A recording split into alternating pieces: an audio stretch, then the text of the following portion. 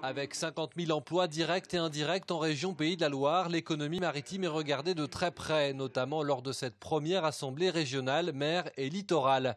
180 personnes en tout, chercheurs, professionnels, collectivités. L'objectif, mettre tout le monde autour de la table, en particulier le monde de la pêche, de la conchyliculture et celui bien sûr des nouvelles technologies et de l'innovation. Quand on fait des parcs offshore, quand on fait de l'extraction de granulats, les pêcheurs ne peuvent plus aller pêcher. Donc il faut qu'on ait une stratégie commune, il faut que l'ensemble des usagers de la mer puissent s'exprimer, puissent se respecter pour qu'on puisse aboutir à des documents justement de coordination, de planification. États et régions coprésident cette assemblée. L'Europe y est également un des acteurs majeurs et aussi à travers la pêche.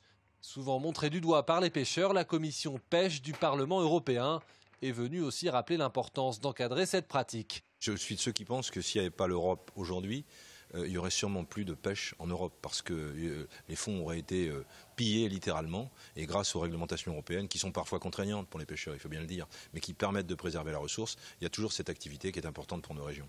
450 km de côte en région Pays de la Loire, dont 250 en Vendée.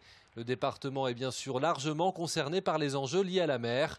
Le littoral vendéen est soumis de plus en plus à des pressions de toutes parts. D'un côté, on nous parle d'une élévation de la mer avec un potentiel danger, donc une vague qui arriverait de la mer et une vague aussi démographique qui arrive de la terre, avec une augmentation très très forte de la population sur le littoral vendéen.